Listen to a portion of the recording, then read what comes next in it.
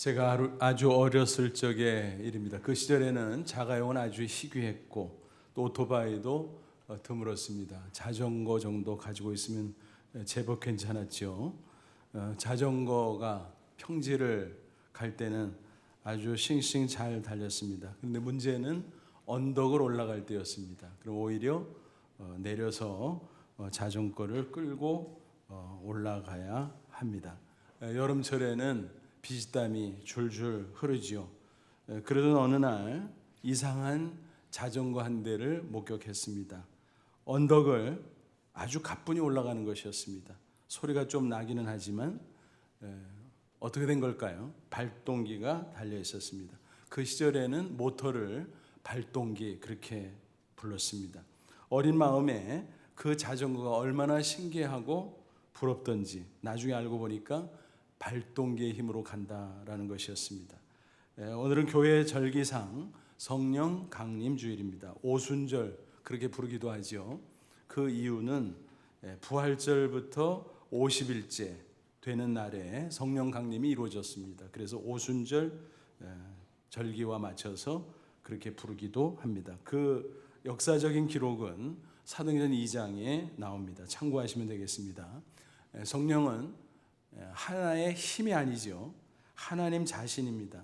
성부, 성자, 성령은 삼일체 하나님 가운데 삼위 하나님, 1위, 2위, 3위 그러니까 등수맥이나 그렇게 오해하시면 안 됩니다.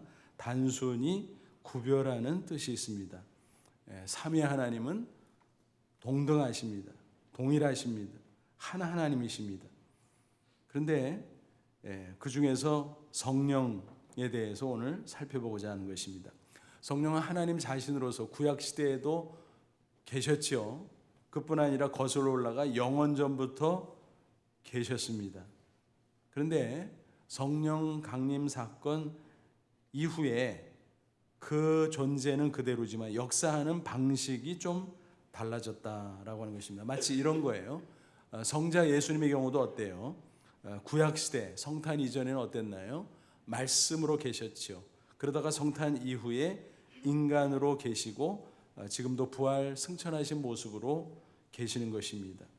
그러니까 동일한 예수님이지만 성탄 전후가 그 역사하시는 방식이 달라졌다는 것입니다.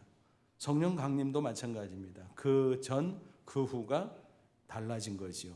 성탄 이전과 이후를 BC AD라고 부르는 것처럼 이렇게 불러볼 수 있을 것입니다. BP와 AP, 성령 강림 이전, Before Pentecost, 그리고 AP, After Pentecost, 성령 강림 이전 이후라는 것입니다.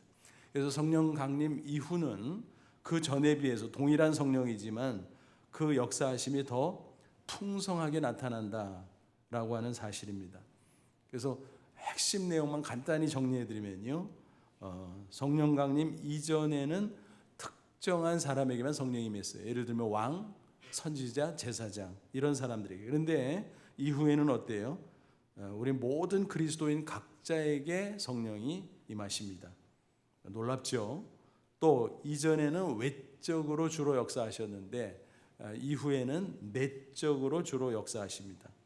또 이전에는 성령이 임하셨다가 휙 떠나기도 하셨어요. 또 한참 있다 다시 왔다 또 다시 떠나기도 하고.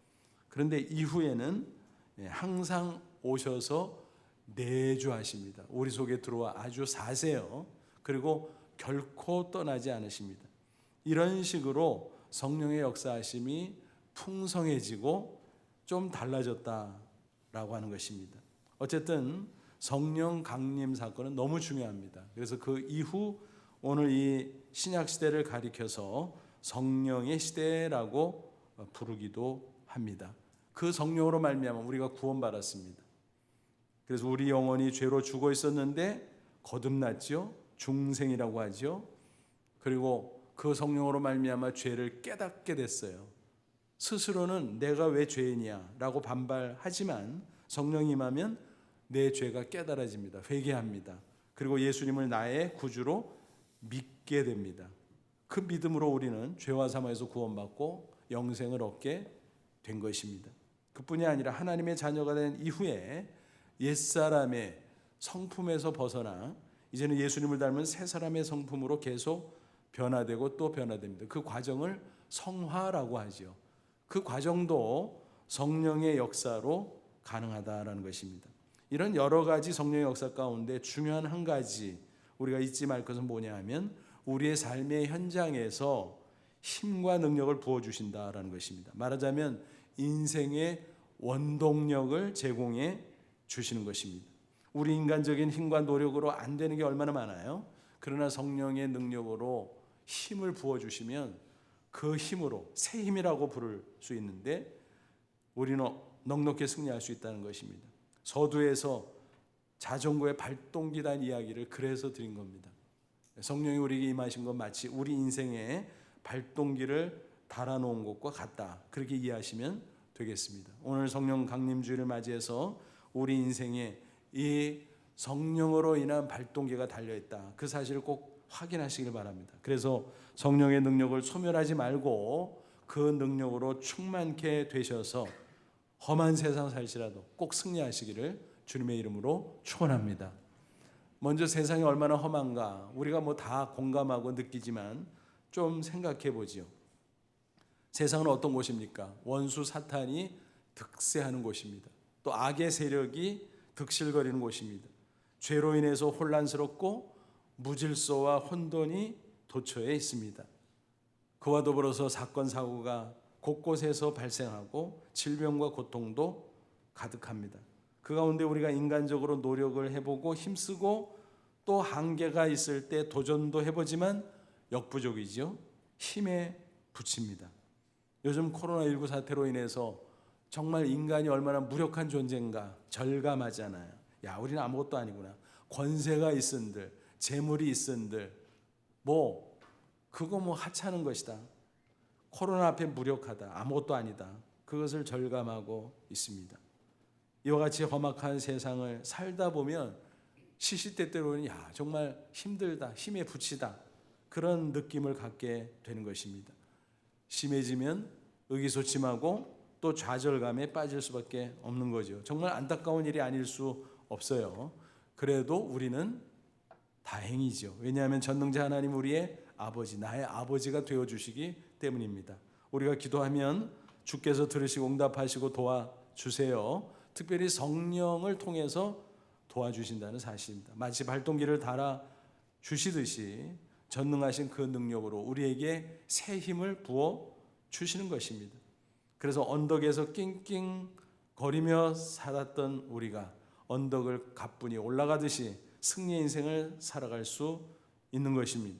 한마디로 말하면 성령의 능력으로 새 힘을 주셔서 불가능했던 일들을 가능하게 만들어 주신다라고 하는 것입니다. 오늘 본문이 바로 그런 사실을 우리에게 증거하고 있습니다. 역사적 배경을 잠시 말씀드리면 잘 아시는 대로 구약의 이스라엘은 실패의 역사를 가지고 있었죠. 하나님을 배신하고 우상 숭배하고 범죄하고 타락하고 계속 선지자를 통해서 회개할 것을 촉구해도 돌아오지 않던 그들은 하나님의 진노로 마침내 바벨론에게 멸망하고 다수가 포로로 끌려갑니다. 그런데 하나님께서는 그들을 완전히 버리지 않았어요. 약속하신 대로 70년 만에 극적으로 포로 귀환이 이루어집니다. 어떻게 된 걸까요? 바벨론 제국에게 포로로 끌려갔었는데 그 나라가 멸망했어요. 그래서 새로운 나라가 들어섰습니다. 바사 페르시아 제국이었죠. 고레스 왕이 원년에 포로 귀환의 칙령을 내렸던 것입니다. 포로들은 본국으로 돌아가도 좋다라는 것입니다. 그래서 이스라엘 포로들은 1차, 2차, 3차 나누어서 귀환하게 됩니다. 그 중에서 1차는 BC 537년에 있었고 인솔자는 스룹바벨 총독이었습니다. 스룹바벨과 백성들은 가나안 땅으로 돌아갑니다. 그래서 가나안 땅의 당도에서 제일 먼저 한 일이 무엇이었을까? 바로 무너진 성전을 재건하는 일이었습니다. 와보니까 소문을 듣던 이상이었습니다. 심각했습니다. 솔로몬이 건축해놨던 예루살렘 성전은 무너져서 폐허가 되어 있었습니다. 하나님의 성전이 그 모양이니 얼마나 가슴이 아팠겠습니까? 그래서 재건하는 일을 시작을 했는데 BC 536년 많은 난관이 있었고 방해가 있었어요. 그래서 그만 얼마 되지 않아서 중단되고 말았습니다. 그로부터 무려 16년 동안 방치되어 있었습니다. 그때 스가랴 선지자가 나섭니다. 하나님의 계시를 받고 촉구하죠. 스룹바벨 총독에게 또 백성들에게 언제까지 방치한 채 가만히 있을 거냐, 다시 시작해야지, 이렇게 독려합니다. 그 결과 BC 520년 성전 건축이 다시 시작이 되었고 4년 만인 BC 516년에 완공이 됩니다. 그 과정이 이스라엘의 포로 귀환의 역사인데 본문의 시점은 바로 다시 시작하는 BC 520년경의 일입니다. 우리가 통상 어떤 일을 시작할 때 어렵죠. 그래서 익숙한 거 좋아하잖아요. 그냥 하던 대로 하면 얼마나 쉬워요. 근데 새로운 일을 딱 하려면 어렵습니다. 성전 재건의 일도 그랬습니다. 그런데 중단했다 다시 시작하는 것은 어때요? 몇 배나 더 어렵지요. 성전 재건을 다시 시작한다는 것은 그만큼 어려웠을 것입니다. 오늘 우리도 고민이 있잖아요. 코로나19로 교회가 온라인 예배드리고 현장 예배를 재개했지만 일부만 나올 수밖에 없는 상황이고, 그러다 보니까 성도들이 멀어지고 또 멀어지다가 혹시라도 신앙에서 이탈되면 어쩌나 그런 고민이 있습니다. 그래서 목회자들이 모이면 고민을 서로 털어놓고 기도하죠. 코로나19 이후의 시대는 어떻게 목회할 건가? 물론 하나님께서 지혜를 주셔서 타개할 수 있는 방안을 주시겠지만 인간적으로 정말 어렵고 고민이 되지 않을 수 없다라는 것입니다. 그 당시 스룹바벨 총독의 고민이 그것이었을 것입니다. 중단돼서 멈췄는데 16년이 지났는데 어떻게 다시 시작할까? 인간적으로는 불가능한 일이었습니다. 그 앞에 놓인 난관이 마치 태산같이 보였을 것입니다. 하지만 스가랴 선지자는 천사가 전달해 준 그 메시지를 스룹바벨 총독과 백성들에게 그대로 전합니다. 불가능은 없다라는 것입니다.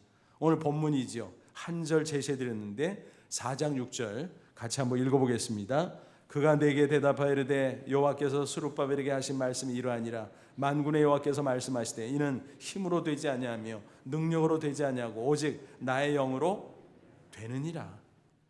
천사를 통해 주신 말씀이 뭡니까? 힘으로 능으로 안 된다.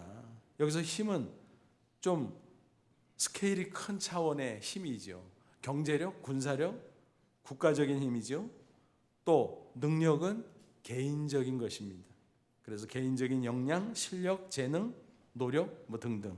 그러니까 어떤 것이든 인간적인 차원에서의 노력과 실력으로는 불가능하다. 너희들이 느끼는 바가 같다. 하나님이 계시잖아. 나의 영, 하나님의 영, 즉 성령을 가리킵니다. 성령이 새 힘을 주시면 그 힘으로 거뜬히 할 수 있다는 것입니다. 그래서 결국 그 말씀을 듣고 도전받은 스룹바벨과 백성들이 일어서지요. 새 힘 얻지요. 그리고 거뜬히 성전 재건의 역사를 마치게 되었다라는 것입니다. 오늘 우리도 마찬가지입니다. 동일한 성령께서 구약시대 그 놀라운 일을 허락해 주셨다면 이 시대 신약시대는 더 풍성한 모습으로 우리에게 힘을 주시고 역사해 주실 줄로 믿습니다. 그래서 험한 세상 넉넉히 이기고 승리하게 해 주실 줄로 믿습니다. 그러면 구체적으로 성령이 어떤 힘을 주실까 우리에게, 그래서 세상에서 승리하도록 해 주실까라는 것입니다. 성경을 연구해 보면요, 부지기수예요. 이런 힘 저런 힘 별의별 힘들을 가지각색 주셔서 여러 상황 가운데 승리하도록 도와주십니다. 그런데 오늘 이 시간에는 시간 관계상 대표적인 5가지만 간단히 소개해드리죠. 5가지도 많다 싶으시겠지만 이런 거는 많을수록 좋죠. 그래서 시간 제한 안에서 5가지를 소개해드립니다. 이런 힘들은 이런 겁니다. 지혜의 힘, 평안의 힘, 사랑의 힘, 성결의 힘, 기적의 힘. 근데 이런 것들은 육신적인 물질적인 힘이 아니라 영적인 힘이죠. 눈에 보이지 않지만 그러나 성령을 통해서 우리에게 부어지는 새 힘이다라는 것입니다. 이 힘을 받을 수만 있다면 험한 세상이지만 우리는 넉넉히 이기고 승리할 수 있습니다. 이 사실을 꼭 믿으시고 승리하시기를 축원합니다. 그러면 하나씩 하나씩 살펴보죠. 성령이 주시는 첫 번째 힘, 지혜의 힘입니다. 성령은 전지전능하신 하나님의 영으로 특별히 지혜의 영이라고 성경은 증거합니다. 이사야 11장 2절 보면 그의 위에, 메시아 위에, 즉 예수님이죠. 장차 예수님 오시면 그 위에 여호와의 영, 성령 곧 지혜와 총명의 영이요 모략과 재능의 영이요 지식과 여호와를 경외하는 영이 강림하시리니. 그래서 여러 가지 표현으로 되어 있는데 그 중에서 핵심 지혜의 영이라는 것입니다. 그래서 메시아에게 그렇게 임했던 것처럼 메시아를 믿고 구원받은 성도들 한 사람 한 사람에도 지혜의 영인 성령이 임한다라는 것입니다. 여기서 지혜는 창조의 능력을 가진 지혜입니다. 하나님께서 태초에 무에서 유를 창조하셨죠. 지혜로 창조하신 것입니다. 또 오늘 우리 인생 각자에게 성령은 동일한 지혜의 영으로 임하셔서 새로운 역사를 이루어 주십니다. 우리가 세상 살다 보면 꽉 막힐 때가 있잖아요. 모르겠어요. 답답하고 답이 나오질 않아요. 야, 어떡하지? 새로운 아이디어가 나오질 않습니다. 막막합니다. 도대체 어떻게 될지 대책도 서질 않습니다. 그럴 때 성령이 임하셔서 지혜의 영으로서 지혜의 힘을 주시면 새로운 창조적 아이디어를 찾을 수 있고 문제를 해결하고 난관을 돌파할 수 있다라는 말입니다. 발명왕 에디슨이 남긴 유명한 말을 여러분 잘 아시잖아요. 천재는 99%의 땀과 1%의 영감으로 이루어진다. 에디슨이 어디에도 강조를 두었을까 본인에게 물어보지 않아서 모르겠는데 저는 1%의 영감에 두고 싶습니다. 인간의 노력이 중요하죠. 기본 중에 기본이죠. 에디슨처럼 노력한 사람이 없을 거예요. 또 실험하고 실패하고 그래도 또 하고 거듭 했죠. 그런데 어느 순간 번뜩하고 아이디어가 떠올라요. 바로 성령을 통해서 지혜의 힘을 받은 것입니다. 그래서 발명하고 지금 우리가 이곳에서 전등에서 나오는 빛을 빌어서 예배를 드리고 있잖아요. 그러니까 거슬러 올라가면 에디슨의 혜택을 받은 거고 또 거슬러 올라가면 지혜의 영의 은혜를 받고 있는 거다. 그렇게 말할 수 있습니다. 그러니까 여러분 이 에디슨의 고백처럼 우리도 마찬가지예요. 막막하고 답답하고 대책도 안 서고 꽉 막히고 어떻게 될지. 그런데 우리가 기도하고 성령의 힘을 구하면 지혜의 힘을 주셔서 그것을 해결하고 돌파할 수 있도록 도와주신다는 사실을 꼭 기억하십시오. 야고보 1장 5절 보면 너희 중에 누구든지 지혜가 부족하거든 모든 사람에게 후히 주시고 꾸짖지 아니하시는 하나님께 구하라. 그래야면 주시리라. 세상 사람들은 뭐 물어보면 면박을 줄 때가 있어요. 그것도 몰라요. 근데 하나님은 안 그래요. 우리가 지혜가 부족해서 구하면요 기쁜 마음으로 얼마든지 후히 주신다는 약속의 말씀입니다. 그러므로 부디 성령이 부어주시는 지혜를 그 힘을 얻음으로 어려운 난관에 봉착해서도 당당히 해치고 꼭 승리하시기를 축원합니다. 두 번째 성령이 주시는 힘은요 평안의 힘이에요. 인생을 살다 보면 우리 앞에 무서운 현실들이 때때로 닥치잖아요. 그러면 주눅이 들고 두려워하고 겁먹고 주저앉기 일쑤지요. 그럴 때 성령이 주시는 평안의 힘이 우리 마음에 부어진다면 우리는 승리할 수 있습니다. 담대한 용기를 가지고 대처할 수 있습니다. 예수님께서 부활하신 이후에 제자들에게 여러 차례 나타나셨죠. 그 중에 한 장면이 요한복음 20장에 나오는데 그 중에 19절 22절을 읽어드리겠습니다. 이날 곧 안식 후 첫날 저녁 때 제자들이 유대인들을 두려워하여 모인 곳의 문들을 닫았더니 예수님이 이미 부활하셨어도 세상 사람들은 믿지 않잖아요. 오히려 제자들에게 뒤집어 씌우죠. 너희들이 예수 시체 훔쳐다가 부활쇼 벌이는 거지. 그게 얼마나 무서워요. 그래서 문을 꼭꼭 걸어 잠고 있었는데 예수께서 오사 가운데 서서 이르시되 아니 예수님 어떻게 문도 안 따줬는데 그 한가운데까지 오셨을까? 부활체는요 시간과 공간을 초월하는 신령한 몸이기 때문에 가능했습니다. 어쨌든 예수님 오셔서 뭐라 그랬어요? 너희에게 평강이 있을지어다. 막 두려웠더니까 야 평안을 줄게 평안하라 말씀하셨어요. 그리고 이 말씀을 하시고 그들을 향하여 숨을 내쉬며 후 숨을 내쉬면서 성령을 받으라 말씀하셨어요. 이게 무슨 뜻일까요? 예수님은 곧 승천하실 거예요. 그리고 하나님 보좌 우편에 계시면서 머지않아 성령을 보내주실 거예요. 성령 강림이죠. 그것을 예표적으로 사인으로 그렇게 제스처를 취하시고 그렇게 말씀을 하신 겁니다. 숨을 후 쉬시면서 성령을 받으라. 그 성령은 바로 그들에게 평안의 힘을 부어 주십니다. 정말 그랬어요. 성령 강림절에 그들이 성령이 임하니까 충만히 받고 평안의 힘으로 무장하니까 어때요? 담대해졌어요. 그래서 용기 있게 뛰쳐나가서 많은 사람들 앞에 예수 그리스도의 십자가 부활을 증거하니까 그 사람들이요, 반발하는 게 아니라 오히려 회개하고 예수 믿고 세례받고 구원받는 놀라운 일들이 벌어졌어요. 그래서 초대 예루살렘 교회가 생긴 거 아니겠습니까? 그 후에 온 세계 각지로 흩어져서 복음으로 세상을 변화시켰습니다.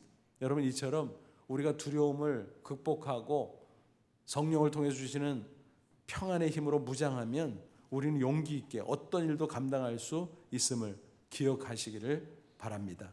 또 우리 인생이 행복해질 수 있습니다. 여러분, 찬송가 413장 내 평생에 가는 길 너무나 잘 아시죠?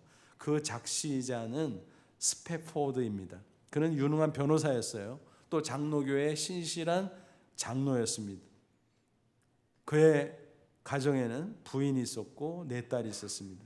근데 시카고 대화재의 후유증으로 큰 경제적 타격을 입었습니다.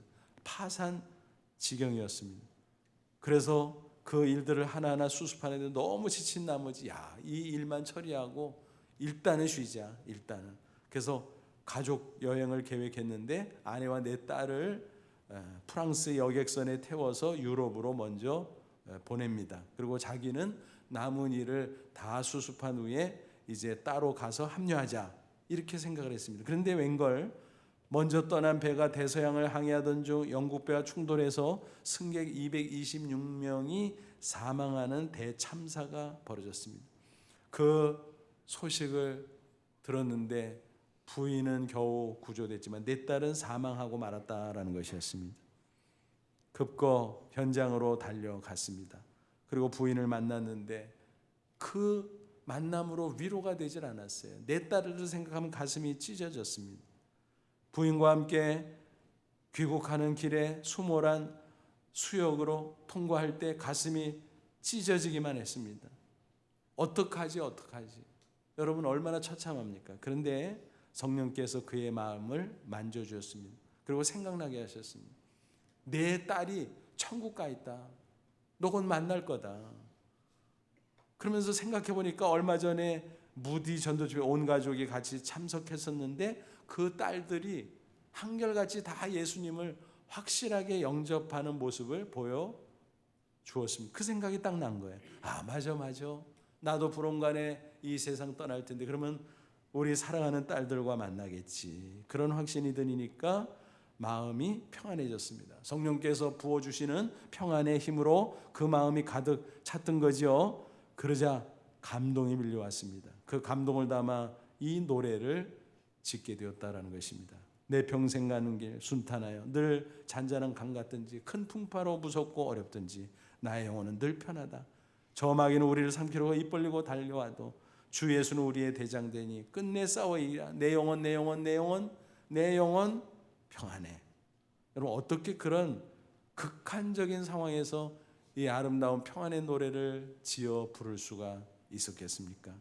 인간의 노력, 결심, 다지는 마음 불가능하지요.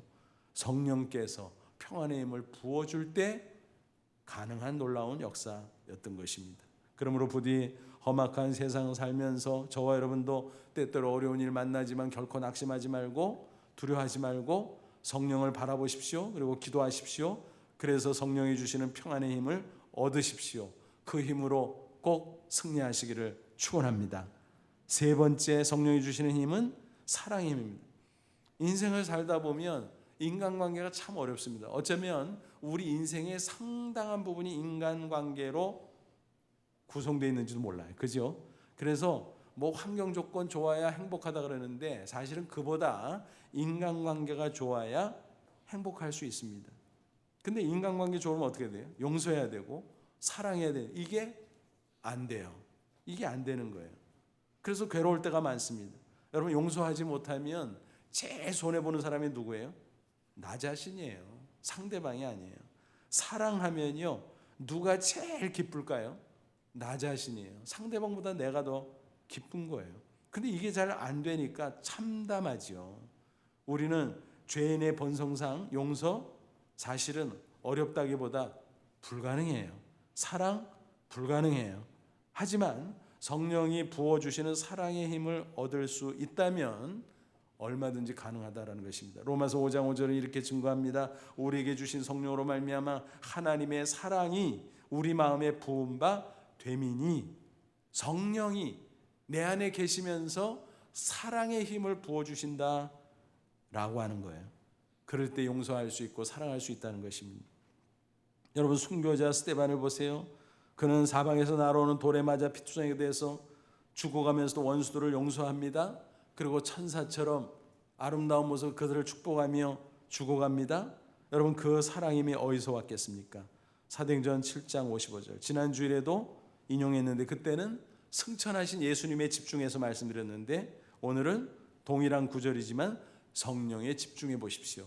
스데반이 성령이 충만하여 하늘을 우러러 주목하여 하나님의 영광과 및 예수께서 하나님 우편에 서신 것을 보고 성령 충만했기 때문에 원수들을 용서하고 사랑하며 축복하며 기도하고 천국에 들어갈 수 있었다라고 하는 것입니다. 그 사랑임이 얼마나 강력합니까? 그 현장에 누가 있었다고요? 핍박자 사울. 그가 나중에 변해서 위대한 사도 바울. 그로 인해서 세계 복음화의 어마어마한 역사가 시작이 되지 않았습니까? 사랑의 힘이라고 하는 것은 그만큼 강력한 것입니다. 중국 선교의 아버지 허드슨 테일러의 이야기입니다. 그는 중국에서 무려 51년 동안 사역을 감당했습니다. 그리고 중국 내지 선교회, 약자로는 CIM, 그 선교회를 설립하고 많은 선교사들을 배출했습니다. 무려 그 시절에 800명의 선교사를 배출해서 중국 선교를 힘차게 감당했습니다. 이 CIM의 후신이 바로 오늘날 OMF 인터내셔널이지요. 그는 중국 문화를 정말 사랑했습니다. 중국어 유창하게 했습니다. 그리고 중국 옷을 입고 중국인과 똑같이 살았다는 것으로 유명하지요. 이런 훌륭한 선교사였기에 젊은 후배 선교사들이 그를 만나서 조언 듣는 것이 소원이었습니다. 어느 날 몇 사람이 찾아왔어요. 그가 그들에게 먼저 질문을 던졌습니다. 여러분은 왜 선교사로 지망했습니까? 무슨 목적으로 선교를 감당하려고 합니까? 그러자 그들은 한 명 한 명 거침없이 대답을 합니다. 저는 이 황무지 같은 중국 땅의 교회들이 서는 것을 보고 싶습니다. 저는 중국 사람들이 복음을 듣고 미개한 삶에서 벗어나기를 소원합니다. 뭐 이런 식이었습니다. 나름대로 다 맞는 말이지만 허드슨 테일러는 빙그레 웃으면서 말했습니다. 나는 아닌데요. 나는 중국 사랑스럽지 않습니다. 이곳의 생활 즐겁지도 않습니다. 모래바람이 일고 미개한 사람들이 살고 있는 이 땅이 뭐 그리 좋겠습니까? 그럼에도 불구하고 내가 이 자리에 머물면서 중국 선교를 위해서 목숨 바쳐 헌신하는 이유가 있습니다. 그것은 십자가 사랑이 내 속에 역사하고 있기 때문입니다. 무슨 말입니까? 인간적으로는 사랑할 수 없고 인간적으로는 좋아할 수 없다는 거예요. 여러분, 선교사들이 실제로 그래요. 이 고비를 넘어야 돼요. 선교사로 파송받을 때는 막 가슴이 막 두근거리고 설레고, 야, 내가 현지에 가서 열심히 선교하고 뭐 헌신하고 그래야 되겠다. 근데 현지에 딱 떨어지면 어때요? 열악한 환경들, 사는 게 힘들잖아요. 게다가 만나는 현지인들 보면 항상 좋아요. 뭐 이상한 사람들도 많고 핍박자도 많고 조롱자도 많고 또 여러 가지 문제들이 발생되고, 그러면은 어떤 시기가 오냐 하면 현지인들이 너무너무 밉다는 거예요. 선교하러 갔는데 그들이 미우면 어떻게 됩니까? 아주 꼴도 보기 싫다는 거예요. 근데 그 고비를 넘기면 현지에 있는 거고 못 넘기면 돌아오는 거예요. 어떻게 선교사들이 그곳에 남아서 계속 살아가고 선교사를 합니까? 그 속에 십자가 사랑이 역사하기 때문에 그래요. 그 사랑은 성령을 통해서 부어주시는 것입니다. 성령이 부어주시는 사랑의 힘인 겁니다. 세상적인 그런 에로스적인 사랑의 힘이 아니에요.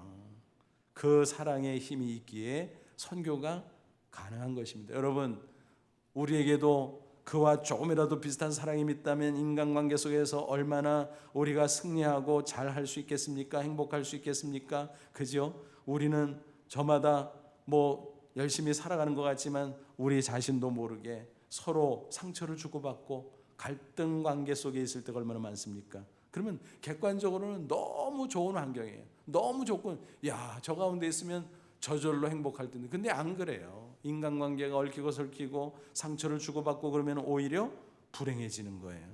그럴 때 해답이 뭡니까? 성령이 주시는 사랑의 힘을 체험받는 것밖에 없어요. 딴 게 없어요. 그럴 때 비로소 용서할 수 있고, 그럴 때 사랑할 수 있는 것입니다. 얽히고 설킨 실타래 같은 그 인간관계들을 하나씩 풀어낼 수 있는 것입니다. 그러므로 부디 성령이 주시는 사랑의 힘을 갈망하고 받으셔서 모든 인간관계 가운데 꼭 승리하시고 행복해지는 저와 여러분 되시기를 축원합니다. 성령이 주시는 네 번째 힘은 성결의 힘이에요. 많은 사람들이 세상에서 성공해놓고 공든탑을 높이 세워놓고도 스스로 허무는 경우가 얼마나 많은지 몰라요. 왜 그럴까요? 죄의 유혹에 넘어가서 그래요. 마귀 사탄의 시험에 빠져서 낭패를 당하기 때문에 그래요. 그래서 우리에게 성결의 힘이 필요합니다. 그래야 인생을 비로소 승리할 수 있습니다. 어떻게 성결의 힘을 얻을 수 있을까요? 우리가 힘쓰고 애쓰고 노력한다고 돼요? 수양하고 돛 닦는다고 돼요? 천만의 말씀이에요. 본질상 죄인이라 수양해 봤자 거기에요. 돌멩이를 아무리 갈고 닦아보세요. 돌멩이지. 그 돌멩이가 다이아몬드가 되는 것은 아닙니다. 우리 인생도 마찬가지예요. 본질상 죄인이기 때문에 우리 스스로 노력하면 안 돼요. 우리 속에 성령이 오시고 성령이 역사하셔야 돼요. 새 힘을 줘야 돼요. 어떤 힘이요? 로마서 1장 4절 성결의 영으로는, 성령을 성결의 영, 거룩한 영이라고 그랬어요. 그 성결의 영이 들어와서 새 힘을 줄 때 우리의 마음속에 성결의 능력이 가득하고 무장해서 죄의 욕을 물리치고 사탄의 시험도 물리치고 승리할 수 있는 것입니다. 여러분, 삼손 보세요. 힘이 장사였잖아요. 천하장사. 근데 여인 들릴라의 유혹에 빠져서 그 무릎을 베고 있다가 블레셋 사람들에게 붙잡혀가 머리 깎이고 눈 뽑히고 어릿광대처럼 조롱거리 되고 나중에 회개하고 마지막 위세를 떨치긴 했지만 그는 비참한 생애의 모습으로 끝나고 말았습니다. 초대교회 교부 암브로시우스는 그의 생애를 이렇게 평가했습니다. 삼손은 사자의 목을 조여 죽일 수 있었으나 자기 정욕을 죽이지는 못했다. 삼손은 원수의 쇠사슬을 쉽게 끊을 수 있었으나 자기 정욕의 쇠사슬은 끊을 수 없었다. 삼손은 원수의 보리밭에 불을 지를 수 있었으나 자기는 한 여인이 지른 정욕의 불에 타 죽어버리고 말았다. 맞잖아요. 인간이 아무것도 아닙니다. 천하장사 아무것도 아니에요. 권세자 아무것도 아니에요. 성결의 능력을 상실하면 스스로 공든탑을 다 허물어 버린다니까요. 얼마 전에 보도 보셨나요? 전 국가대표 유도 선수로 유명했던 모 선수가 미성년 그루밍 성폭행으로 말미암아 수사받다 결국 구속됐고 또 대한유도회에서도 징계 절차로 영구 제명 처분을 내렸습니다. 인생이 완전히 끝장난 거죠. 유도인으로서 메달 획득하면 그것에 따라서 이렇게 점수가 쭉 올라가고 체육연금을 받거든요. 그가 올림픽을 비롯해서 얼마나 많은 메달을 땄습니까? 그런데 체육연금을 한 푼도 못 받게 됩니다. 그뿐이겠습니까? 인생 전체가 흔들리고 공든탑이 일시에 무너지고 말았다라는 것입니다. 성결의 힘이 없으면 누구라도 그렇게 될 수 있습니다. 우리 주변에서 얼마나 많은 사례들을 보고 있습니까? 그런데 요셉을 보세요. 보디발의 아내가 수도 없이 유혹을 했지만 마귀 사탄이 수도 없이 시험했지만 넘어가지 않아요. 왜? 그는 성령 충만한 사람으로 성결의 힘이 그 속에 가득 차 있었거든요. 번번이 물리치고 승리했습니다. 그는 10번 찍어도 넘어가지 않는 나무 같은 사람이었습니다. 결국 하나님이 기뻐하시고 그를 애굽의 총리로 세웠고 그는 쓰임 받았습니다. 만국을 기근에서 구원하고 이스라엘이 큰 민족으로 하나님의 나라를 이루는데 토대를 놓을 수 있었습니다. 부디 저와 여러분도 유혹 많은 세상 살면서 꼭 성결의 힘을 얻으시기 바랍니다. 그래야 승리할 수 있습니다. 그러지 않으면 언젠가 무너집니다. 부디 성결의 힘으로 나 자신을 지키고 세상에서 소금과 빛의 사명을 감당함으로 꼭 승리하시기를 축원합니다. 마지막 5번째, 성령이 주시는 힘은 기적의 힘입니다. 인생을 살다 보면 막막할 때, 절박할 때 그런 생각이 들 때가 있잖아요. 야, 이럴 때 기적이라도 생기면 좋겠다. 여러분, 그런 소원 가지시기 바랍니다. 기적이 쉽게 일어나는 것은 결코 아니에요. 하지만 하나님이 원하시면, 하나님이 살아계시기에 기적이 일어날 수 있음을 믿으시기 바랍니다. 성령은 특별히 기적의 영이에요. 로마서 15장 19절 표적과 기사의 능력으로, 곧 성령의 능력으로 이루어졌습니다. 이런저런 많은 일들이 성령의 능력으로 이루어졌는데 기적의 능력이었다. 성령은 기적의 영이다라는 거예요. 여기서 능력은 헬라어 듀나미스 잘 아시죠? 여기서 다이내믹, 다이너마이트 이런 단어들이 나왔어요. 그렇게 강력한 능력으로 역사하는 기적의 영이 곧 성령이시다라는 것입니다. 사도행전 16장 보면 바울과 실라가 빌립보 감옥에 갇혀 있잖아요. 복음 전하다가 애매하게 투옥되는데도 그들은 한밤중에 일어나 찬미합니다. 기도합니다. 그때 놀라운 기적이 나타나잖아요. 지진이 생겼어요. 그 바람에 옥토가 막 흔들리고 옥문이 막 활짝활짝 열리고 죄수들이 다 도망갈 수 있는데 착각하고 간수가 자결하려고 합니다. 그때 더 놀라운 거는요, 나가지 않은 바울과 실라, 오히려 그 죄수의 목숨을 구해주지요. 깜짝 놀란 그는 자기 집으로 초대해서 대접하고 복음 듣고 온 식구가 세례받고 성도들이 됩니다. 놀랍지요. 그런데 그 간수를 보고하고자 추록하지 않잖아요. 다시 돌아가잖아요. 그런데 그 다음날 아침 사람들이 왔어요. 하나님의 놀라운 섭리였죠. 바울이 로마 시민권자인 것을 나중에 알고서 빌러온 거예요. 미안합니다. 죄송합니다. 제발 좀 나가주세요. 얼마나 놀라운 역사입니까? 기적의 연속이었다라고 하는 사실입니다. 여러분, 미국의 스포츠 채널 ESPN 잘 아시죠? 요즘에 모르는 분들도 알게 됐어요. KBO, 우리 프로야구를 미국에 생중계하는 그 채널이잖아요. 그 채널에서 캐스터로 활동 중인 빅토리아 알렌이라는 자매가 있습니다. 그는 11살에 희귀질병, 횡단성 척수염, 급성 전염 뇌 척수염으로 식물인간이 됩니다. 말도 못하고 먹는 거, 걷는 거 물론이고 꼼짝도 못하는 존재가 됐습니다. 의료진은 이건 회복 불가능하다.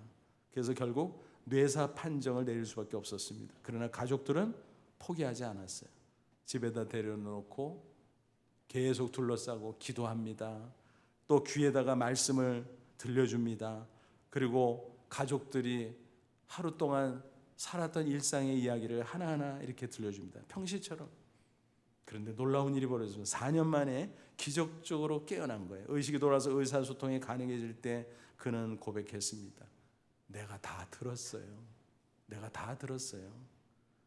놀라운 기적의 역사였습니다. 그러나 아직 잘 움직이지 못해서 휠체어 신세를 져야만 했지만 포기하지 않고 계속 기도하며 재활 훈련을 한 결과 그가 일어설 수 있었고 수영도 배울 수 있었고 2012 런던 패럴림픽에서 메달리스트가 됩니다.